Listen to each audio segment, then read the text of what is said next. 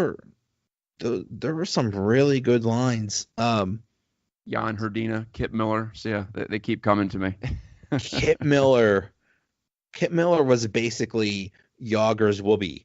Like Yeah, like they worked well together. They had one really good year too. It was 98, 99. That was my first year where I watched all the way through, and I was a big Kip Miller fan.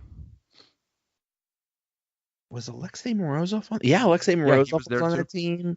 Hmm. Yeah, there's a guy who basically only scored against the Devils. It seemed like he had Marty Brodeur wrapped around his little finger somehow. One of those strange things in hockey. Wow, and JSO Ban split games with Garth Snow, and then Johan Hedberg played most of the games in the playoffs. Right, that was the era where they just kept picking up goaltenders at the trade deadline. The previous year it was Ron Tugnut, and he made the 70 saves against the Flyers in that loss in 5 overtimes in 2000. 99 was Barasso's last hurrah, and then they dealt him in the 99-2000 season. And yeah, then Johan Hedberg, and Hedberg ended up being still a really good goalie for several years. Yeah. Played for the Thrashers, played for the Devils. I always liked watching him play because he wasn't a butterfly goalie. He was too short to play butterflies. So he had to be super aggressive. He was a really good skater, good puck handler, just a really good exemplar of the old style of goaltending. A lot of stand up, and you had to be really on your angles and read the play well in order to function as a goalie with that style. And he pulled it off. He was like the last guy to really play that way, and we haven't seen anybody since then like that. Yeah, and then Yager asked for the trade, and it kind of started to fall apart after that. That Yeah, Yager, that broke my heart. Jeez, as a 16-year-old kid, Yager was my guy. I still have 3 or 4 Yager Penguins jerseys upstairs. So, yeah, that was my first like sports desertion, if you want to it, call it it, that. it hurt. It hurt Yeah, because it's like when you think, well, why don't you want to play with? Why don't you like us? Because he basically asked to leave. yeah. And there was that, you talk about a language barrier with Malkin. I mean, there had to be some kind of language barrier with Yager where he said something like I'm dying alive or something like that. I don't think he meant what it turned out to be, but people were so offended by that. But yeah, gosh, and then just the return for Yager was a complete disaster. Oh, Ugh. yeah, that didn't help either. When Milan Kraft is your top guy and he maybe carves out what 3 or 4 seasons at replacement level at the Right, NHL, at right. the NHL level, yeah, that's when you know it's rough. So not only did they dump him, they didn't get anything for him. Same deal really with Kovalev and Straka. None of these guys panned out. So it could have been better. I think people often look back at those times and say, well, yeah, of course they were going to stink because they dropped their payroll way down. Well, no, if they would have made some decent deals there, if Craig Patrick would have been able to, have some better scouting perhaps or make some better decisions. Easy for me to say in hindsight, but I'm just putting it out there. It's not like it was guaranteed they were going to be last place in the league. Now, being last place in the league definitely did help, and they got the max number of ping pong balls in the lottery for Crosby, and they also when they finished dead last in 03-04, people forget that they lose the lottery, but at that time, the worst you could finish was second if you were the last place team, and that happened to be the Ovechkin-Malkin Yeah. draft. So, yeah, finishing last was particularly crucial that year because of the top two. Now, if they did that, say if it were a normal situation with the Crosby draft, and the Penguins lost the lottery, then they would have been stuck with Bobby Ryan. Now, Bobby Ryan's a perfectly decent player, but it's not like Malkin Ovechkin. So, yeah, plenty of luck involved there for sure.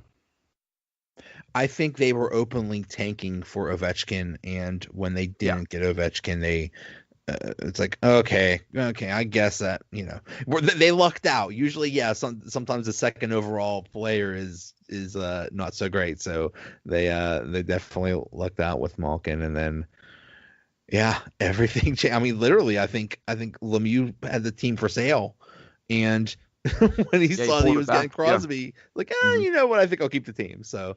Yeah, and then they still had to get the arena. That still wasn't easy either. So it's just amazing how much this franchise has danced on a tightrope over the years, despite all of its success. And I think how many fan bases in the NHL would trade what they have for what the Penguins have had? It's probably all but a couple.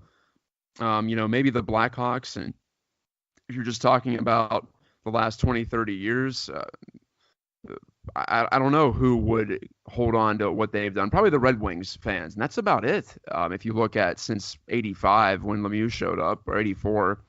So despite all that success, it has been a real balancing act. And let's not take for granted this era of stability. They have a building. They may not sell every game out forever, but for right now, it's looking like a model of stability. So I hope we all do appreciate this. We do, yeah. It's and I mean, gosh, when did Crosby show up? Was it 2005? I mean, it's been we've had them for 13, 14 years now, and we'll probably have them for another, at least 3 or 4. It's like it's been a great ride. Yeah, Penguin fans are so spoiled. We've either had a great team or the best player in the league for basically ever since 1984. So we got it good. We do. And I still understand the people who say we have to capitalize on this window because you never know if we'll ever have players like this again. It's a good chance we won't. So I totally get the drive for the 6th Stanley Cup and how important that is to people. So like I said at the top, I guess we can go back full circle. I totally understand, and I don't judge other people's fandom. It's just I'm not quite at the level of, I don't want to call it panic, but maybe disgust that I saw on social media after the loss against the Hurricanes. I'll just put it that way. It's funny. The Sullivan needs to be fired. Rutherford needs to be fired. Murray needs to be traded. Like, guys, calm down. I remember Rico Fata and Chris Beach. We've seen some bad teams, so calm down, people. But switching to baseball real quick, there's talk lately that there might be some rule changes, like a permanent DH in both leagues. What do you think about? Do you think the DH should come to the National League? I think it should. I just think it adds to the entertainment level. And I know some people like the strategy or whatever that they may enjoy about having the pitcher hit. And I get it. There's a novelty when the pitcher does get a hit. So perhaps that's more entertaining for you. But for me, I don't like to watch people overmatched in professional sports. It's just not that fun to see a pitcher go up there who's hitting about 100 if he's lucky, like many of the Pirates pitchers, in fact, and not have a prayer. Or if he does have a prayer, he just dinks one over the infield. It's just not. It's not conducive to keeping my attention. And isn't that what entertainment is? To keep your attention. That's the goal of entertainment. To allow you to have a good time, to distract you from whatever else is going on. So the fact that I don't pay attention to at-bats 1 out of every 9, like 1/9 of your game in the National League until you get to the late innings, but 1/9 of the game is a nothing play. It's something you can safely ignore. I don't think that's good for business, and that's what I keep boiling it down to. And just the fact that the two leagues have had different rules forever, and they come together at the end of the season, their 2 champions play off, and they have different rules within the context of the World Series, depending on which ballpark you're in. It seems strange and inconsistent, unfair. Pick your adjective there. I think all of them apply. So as long as we're going to have a designated hitter, I think that it should be in both leagues. So this is a problem that should have been fixed a long time ago. It's been going on for 40 plus years, almost 50 now. Once we get it to once we get to 2021 or 2022, I believe that's going to be 50 years with the DH in the American League and not in the National League. So we're past due making this change. I know it's just part of a package that was proposed by the Players Association in negotiations with Major League Baseball. It may not happen this year, but that just tells me the fact that it's out there and that people wanted it to get out there. It makes me realize that it's going to happen sooner rather than later, whether it be this year or next year. It's happening, so we might as well get used to it, no matter how we may feel about the style of it. Yeah, it's painful to watch a pitcher try to hit. It's they. I don't even think pitchers hit in the minors. Sometimes, when they get to the high minors in a National League organization, they do hit, but not all the time. So yeah, it's not even the case where they're training all the way up. And in high school, sometimes they hit, sometimes they don't. But the DH is available in high school and travel ball and college. So I don't know. It's just time. It's an anachronism, and it's stuck around well past its sell-by date, in my opinion. Yeah, and you also mentioned that waiting out a mid-inning pitching change, when they bring in a pitcher and they got to wait for him to warm up, then he pitches the one guy, and then they get rid of him, and then we have to do this all over again. I mean, I know what people say, like, what do you mean? What do you care about how long a game is? Like, well, yeah, it's over 3 hours now. Can we do something? Like, I know it's not, as intense as a hockey or a football game, but gosh, it doesn't mean I want to be here all night. Well, here's where I agree with Commissioner Rob Manfred on this one. He says it's not necessarily about the raw time of the game, and I agree. It's about the time in which you are engaged. It's about avoiding the dead time. And a pitcher warming up, middle of an inning, that is dead time. There is nothing going on. It's not even an inning break where you might have a fun game on the scoreboard or something to keep your attention. Or if you're watching at home, like most people are who engage with Major League Baseball, it's another opportunity to go on social media, to get distracted by something else, to flip on Netflix, whatever. So I feel like not only is it aesthetically displeasing to just sit there and watch a guy warm up, I also feel like it's irresponsible from a business standpoint for baseball to not try to trim the fat out of this. If it's a great game and it's 3 hours and it's not where you're waiting around for pitchers to get warm, then that's fine. Let it be 3 hours instead of 2. But I think overall the problem is too much dead time in the game, and that's what baseball is trying to attack here.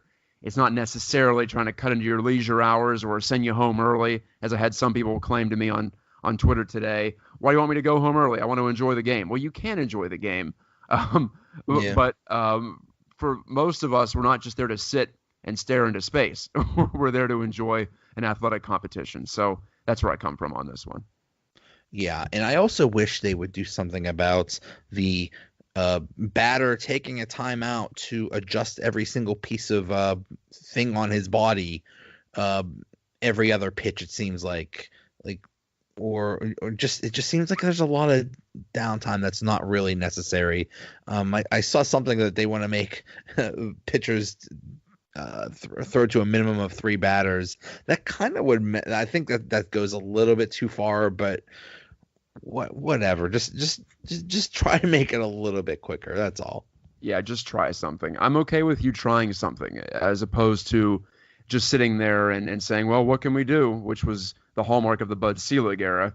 Yeah. So for me, I'm overarchingly a Rob Manfred fan because he is trying things and he's pushing the envelope, and that's what commissioners should do. And I think a lot of commissioners could take a cue from Rob Manfred and how aggressive he's been. He may not get everything he wants, and he may realize that you bargain for something past what you actually want in order to get that. Yeah. That's all part of the art of negotiating, I suppose. But when it comes to the character of the game, I think he really cares about the entertainment value, and he cares about growing it. And that, for me, is the most important thing. And then maybe do something about an economic system where I know the Pirates spend pennies and the Dodgers spend $500 million. Maybe baby steps. Yeah, well, that is an entirely different thing, and that's going to be the next collective bargaining agreement. I hope that the players, hold out for a salary floor first of all, and I hope that the owners have also enough gumption to hang in there and bargain well, because I think a lot of these teams and fan bases in the future, they depend on there being a more equitable system in the mix in MLB. All you have to do is look at Pittsburgh, look at Oakland, 2 fan bases that have had their share of success against the odds this century. Maybe the A's more so than the Pirates, but They've also conducted their business in similar ways, just burning things down to the ground, taking their payrolls way